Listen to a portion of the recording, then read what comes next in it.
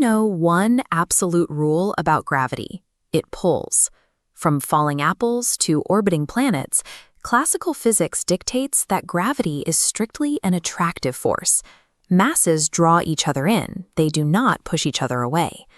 But if we scale down to the mesoscopic level, looking at objects smaller than a grain of sand but larger than an atom, we enter a very different environment. Inside a pitch-black, highly isolated vacuum chamber, the classical rules start to bend.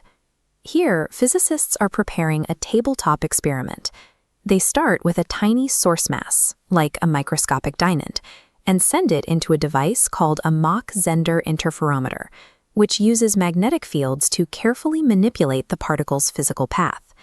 This ultra-isolated microscopic scale provides the pristine environment needed to test if gravity's unbreakable rule actually holds true. Inside the interferometer, the source mass enters a state of spatial superposition. It doesn't choose just one route. It travels two distinct paths simultaneously. Just outside those paths rests a second tiny object, the probe particle. Think of it as a single, undisturbed wave packet, sitting quietly nearby. Regardless of which path the source mass takes, the probe particle should experience an attractive gravitational tug toward it. But under specific conditions, the opposite happens. Instead of being pulled in, the probe particle receives a momentum kick in the reverse direction. It moves away from the source mass, demonstrating an effective gravitational repulsion. To understand how an attractive force results in a push, we have to move beyond the physical setup and analyze the underlying mechanics. Because the source mass exists in a spatial superposition, the gravitational field it projects also enters a state of spatial superposition. The probe particle is acted on by two distinct attractive forces at the same time, a stronger pull from the path physically closer to it and a weaker pull from the path further away. Physicists isolate this repulsion at the exit of the interferometer, where they monitor a specific location called the dark port. This process is called post-selection. By filtering the experimental data, they isolate only the rare instances where the source mass exits the dark port in one highly specific quantum state. This filter forces the probe particle's momentum into its own superposition of those two separate attractive tugs. This chart shows two distinct bell curves representing the probability of the two separate attractive pulls. Because of the dark port filter, these overlapping waves destructively interfere. This mathematical subtraction removes significantly more positive, attractive momentum components than negative ones. With the positive side of the wave function hollowed out, the remaining wave packet exhibits a net negative average momentum, the physical result of destructive quantum interference. This result is impossible in the world of classical general relativity, where gravity is described purely as the deterministic curvature of spacetime. In a purely classical world, a mixture of two attractive forces of different strengths can only ever result in a net attractive force. You cannot add two positive pulls to get a negative push. Even semi-classical models, where matter is quantum but gravity remains a classical field, predict an attractive outcome. Classical and semi-classical frameworks cannot account for the appearance of a negative momentum shift in this setup. Inside the laboratory, each successful data point from the dark port reveals a profound insight. For this repulsive interference to occur, the source mass and the probe particle must become quantum mechanically entangled. In this experiment, that entanglement is mediated entirely by the gravitational field. If the gravitational field can transmit quantum superposition and establish entanglement, the field itself must possess quantum degrees of freedom. This anomalous repulsive momentum kick is exactly the tabletop anomaly that finally proves gravity is a fundamentally quantum force. Gravity is the only fundamental interaction in the universe defined by universal attraction. Mass pulls on mass. If you place a probe mass in a standard gravitational field, the result is completely deterministic.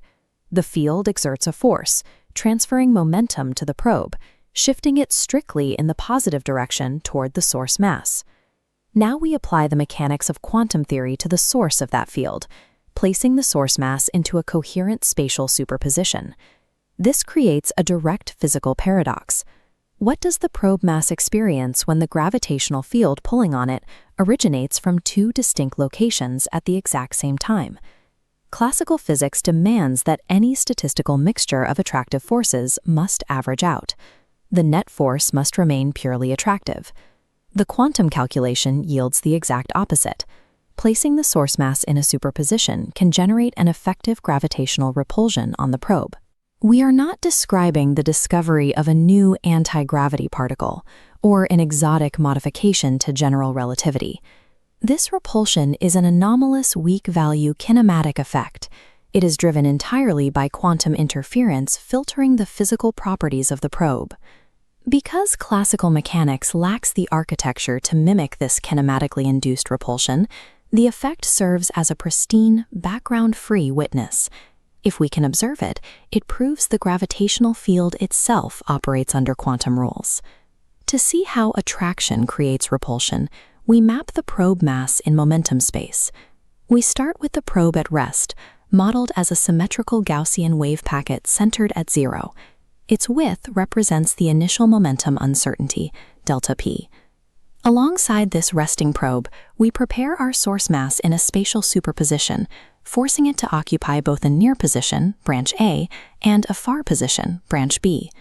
As the masses interact, the gravitational field entangles them. The momentum state of the probe becomes physically correlated to the spatial state of the source. In the first branch, the source is at position A, close to the probe. It exerts a strong attractive pull, yielding a large positive momentum shift, delta A. In the second branch, the source is at position B, further away. It exerts a weaker pull, yielding a smaller positive shift, delta B. Through entanglement, the probe's momentum wave function splits, becoming a combination of these two shifts. Look at the origin line.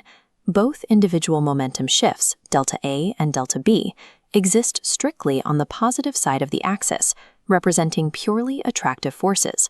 If measured now, the expected momentum transfer is a weighted average of 2 positive kicks. The probe moves toward the source. To extract the repulsive anomaly, we must execute a highly specific measurement on the source mass, a technique called post-selection. We project the source mass into the dark port of a Mach-Zehnder interferometer.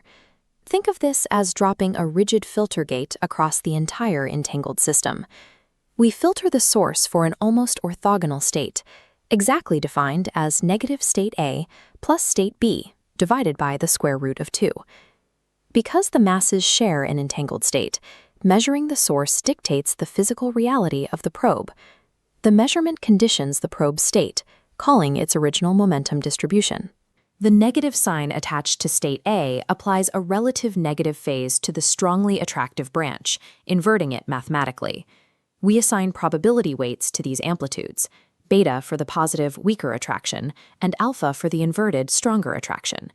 We calibrate the interferometer to ensure that the positive amplitude weight, beta, is strictly greater than the negative weight, alpha. This measurement acts as a quantum phase filter. It perfectly sets the conditions for destructive interference between two histories that were originally purely attractive. We can now calculate the interference between the positive amplitude beta and the inverted amplitude minus alpha. Because the initial gravitational forces are so weak, both wave packets still physically overlap within the probe's momentum space. This chart from the published research isolates the exact wave packet decomposition. It illustrates how the positive and negative subwave functions overlap and combine to form a new resultant probability curve. We execute a strict kinematic subtraction. The inverted amplitude is subtracted directly from the weak attractive force.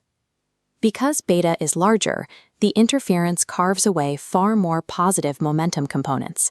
This cancels the positive attraction, leaving a surviving wave function centered completely on the negative side. This forces a rigorous check on the conservation of momentum. The post-selection filter does not synthesize negative momentum out of a vacuum.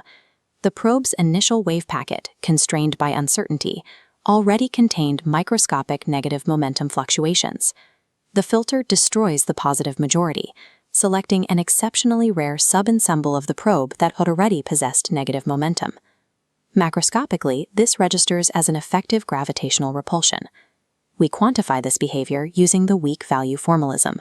The final anomalous momentum shift equals the initial attractive shift divided by a phase parameter, epsilon. Epsilon defines how close the selected states are to being orthogonal. As epsilon shrinks towards zero, the amplification factor drives upward, magnifying the negative shift orders of magnitude. But this exacts a severe penalty. As amplification increases, the success probability drops quadratically. Pushing for a highly visible, massive repulsive signal fundamentally starves the experiment of successful data points, creating a strict limit on laboratory verification. We evaluate this quantum kinematic mechanism by testing it directly against classical limits. A classical statistical model mixing two attractive forces is rigidly constrained. The resulting momentum must sit exactly between delta A and delta B. The shift is strictly positive. Quantum mechanics ignores this bound entirely. Phase inversion enables physical probabilities to subtract, pushing the resulting momentum cleanly into the negative. We extract a net repulsive acceleration from a field parameterized solely for attraction. Classical gravity has no capacity for phase interference.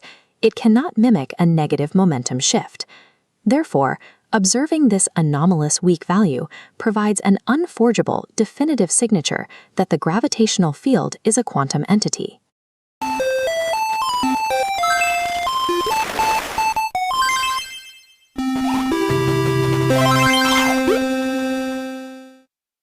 For exactly a century, physics has been split into two incompatible rulebooks. General relativity describes gravity as a smooth, continuous fabric of spacetime. But at the microscopic level, quantum mechanics dictates that the universe is chaotic, uncertain, and built on probabilities. To see these two rulebooks overlap, you would need to smash particles together at energies near 10 to the 19th giga-electron-volts. That requires a particle collider larger than our solar system. Recently, physicists realized they could bypass the need for extreme Planck-scale energies by moving into the lab. Tabletop experiments are attempting to observe gravitationally entanglement. The premise is that if gravity can entangle two quantum particles, the gravitational field itself must have quantum properties. The problem with the original proposals is the sheer technical difficulty. They require taking two relatively heavy, mesoscopic objects and isolating both of them in a fragile state of quantum superposition at the exact same time. The larger the mass, the faster it loses its quantum state, making a dual superposition setup an experimental nightmare. Now, a new experimental design bypasses that roadblock entirely. Instead of trying to balance two highly unstable objects, physicists only need to place a single mass into a quantum superposition. The catch is how they measure the result. To prove that gravity has quantum degrees of freedom with just one superposed mass, the experiment is designed to force gravity to act as a repulsive force. The setup relies on two objects placed side by side in a vacuum, a heavy source mass and a much lighter probe mass positioned right next to it. The heavy source mass is sent through a Mach-Sender interferometer. This splits the wave packet, placing the mass into a spatial superposition in two distinct locations. Sitting nearby, the probe mass is now subjected to an attractive gravitational pull from both locations simultaneously.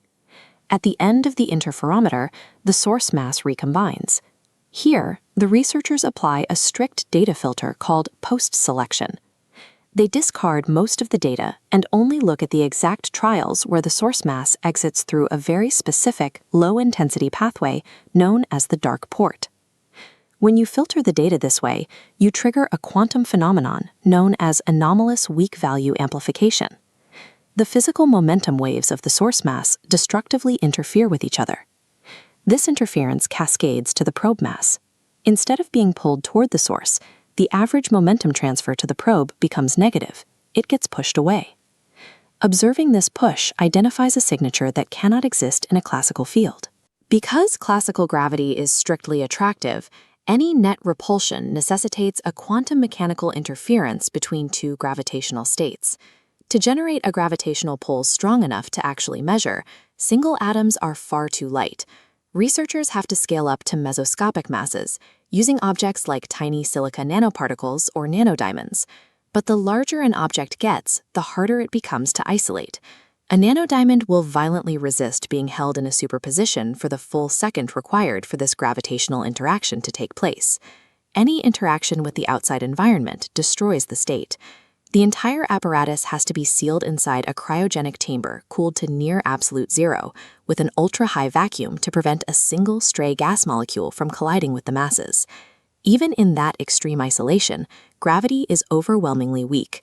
The masses are bombarded by background electromagnetic interactions. Forces like Casimir-Polder attraction and microscopic surface charge gradients pull on the objects up to 10 billion times harder than the gravity between them. To block that deafening electromagnetic noise, engineers have to place a solid, cryogenically cooled conducting screen, a Faraday shield, directly between the two masses. The success of the entire tabletop endeavor hinges on this engineering capability. Researchers must filter out every single classical interaction so that only the tiny gravitational whisper remains. This bell curve represents the average momentum of the probe mass. Extracting that whisper is a statistical marathon.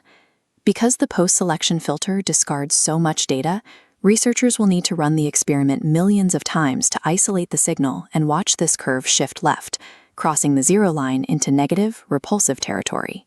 To verify that this anomaly is actually gravity and not a leaking electromagnetic signal, they will systematically move the masses further apart. Since gravity weakens at a strict inverse square rate, the negative shift will drop off following a very specific mathematical curve. Finally, as a definitive control, they will intentionally dephase the source mass, destroying its superposition before the interaction occurs. When the quantum state collapses into a classical mixture, the repulsive anomaly must instantly vanish, returning the system to standard attraction. If the experiment passes these controls and the probe is repelled, it establishes that weak gravitational fields can be modeled using operator-valued quantum fields. It confirms that the geometry of spacetime itself can exist in a quantum superposition. But a completely null result would be equally profound. If the setup is perfectly isolated and the repulsion never appears, it suggests that gravity acts as an intrinsic classical observer, destroying quantum coherence at a fundamental limit. Whether the probe particle is pushed away or pulled in, this impossibly delicate tabletop setup is poised to finally resolve the standoff between Einstein and Heisenberg.